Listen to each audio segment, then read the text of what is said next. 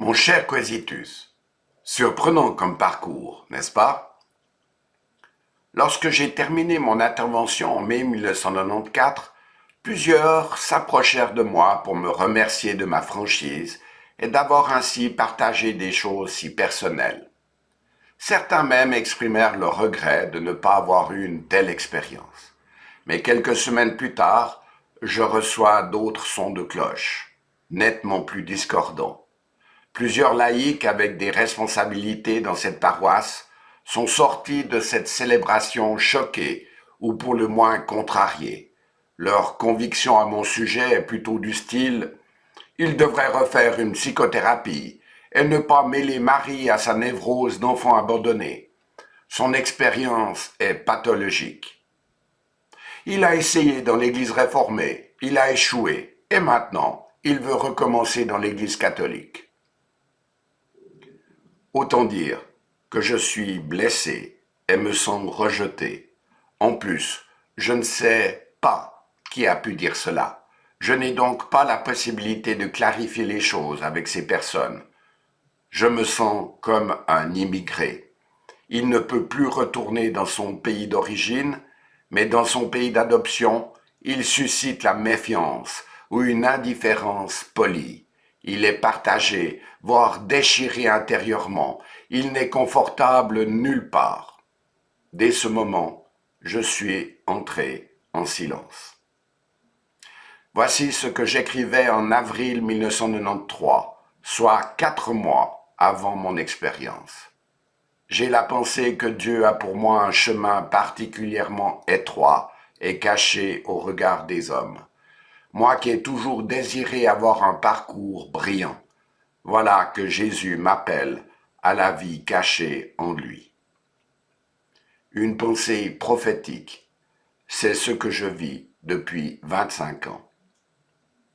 En relisant mon journal sur cette période cruciale de mon existence et en me remémorant comment j'ai évolué depuis tout ce temps au niveau personnel et spirituel, je peux affirmer avec certitude que cette expérience ne fut pas un feu de paille, une sorte d'illusion euphorisante. Ma vie spirituelle a profondément changé durant cette année-là. Cette expérience bouleversante de la présence de Marie dans ma vie, une expérience vive, très spontanée et non prévue, s'est structurée, a pris une forme théologique plus raisonnée. J'ai cherché à la comprendre. Mais mon climat intérieur est resté le même depuis cette époque. J'aime Marie et je me sens aimé par elle, tout simplement. Le XXe siècle fut un siècle réducteur. Tout fut réduit, rapetissé au niveau horizontal de la matière et du psychologique. L'homme n'est plus qu'un animal pensant, apparenté à des primates. L'esprit n'est qu'un mélange disparate entre un moi faible et un inconscient sombre avec des pulsions malveillantes ou sexuelles. Dans cette culture de l'insignifiance qui a perdu le sens de la transcendance, l'expérience spirituelle ne peut qu'être une compensation morbide d'un manque ou de pulsions inavouables. Une névrose plus ou moins déstructurante ou une illusion réconfortante, une sorte de mise en surface de ces désirs profonds, inconscients et donc troubles. Mais quand on dit ce n'est plus que, prend-on en compte toute la densité de notre vie humaine avec sa part de profondeur souvent insoupçonnée, mais aussi de mystère. Ai-je été un enfant et un jeune adulte névrosé, tel un jeune arbre planté dans une mauvaise terre et qui pousse de travers? Certainement. Ai-je vécu une dépression après la fin de mon ministère diaconal? Absolument. Ai-je eu besoin de trouver une mère de substitution qui corresponde à mon idéal féminin? Je pense qu'on peut le dire. Mais alors, ces catholiques bien pensants ont-ils eu raison de dire que mon expérience était pathologique? Que puis-je répondre à cela? Nous portons ce trésor dans des vases de terre, afin que cette puissance extraordinaire soit attribuée à Dieu et non à nous. Nous sommes pressés de toutes parts, mais non écrasés, inquiets, mais non désespérés, persécutés, mais non abandonnés, abattus, mais non anéantis. Nous portons toujours avec nous dans notre corps l'agonie du Seigneur Jésus, afin que la vie de Jésus soit aussi manifestée dans notre corps. Ainsi, la mort est à l'œuvre en nous et la vie en vous. Voici des versets bibliques que j'ai médités en avril 1993, 4 mois avant mon expérience. Ils m'ont permis de comprendre alors que la vie spirituelle est plutôt une descente dans la profondeur avec des dépouillements et des petites morts qu'une ascension synonyme de puissance et de reconnaissance. Tout est déjà là.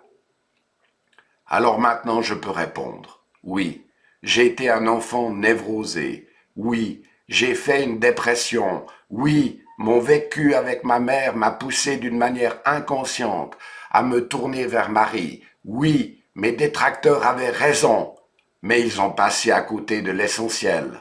Et cela change tout. J'ai été longtemps comme un vase de terre fêlé, contenant tant de choses lourdes et douloureuses, sointant au dehors par mes fêlures.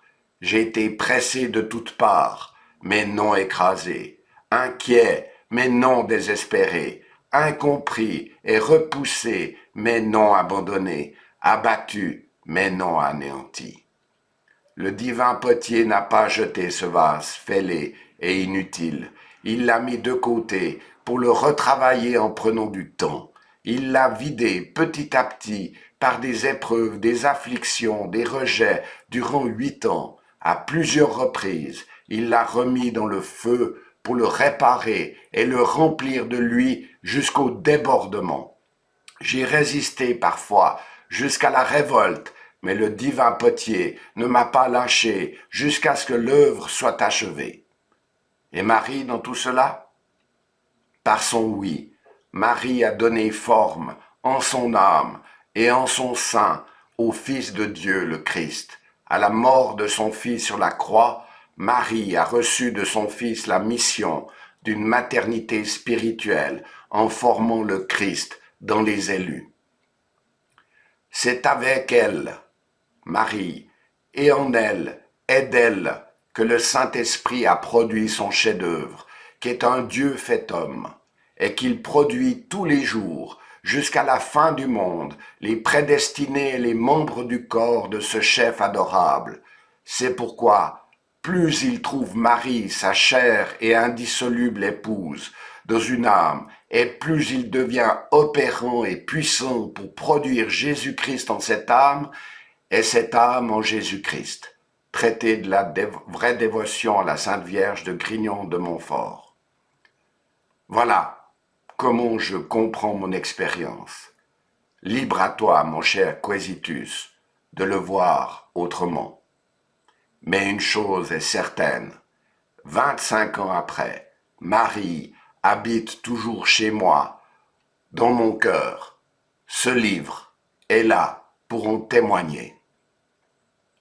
Jésus, voyant sa mère et près d'elle le disciple qu'il aimait, dit à sa mère, « Femme, voici ton fils. » Puis il dit au disciple, « Voici ta mère. » Dès cette heure-là, le disciple l'a pris chez lui.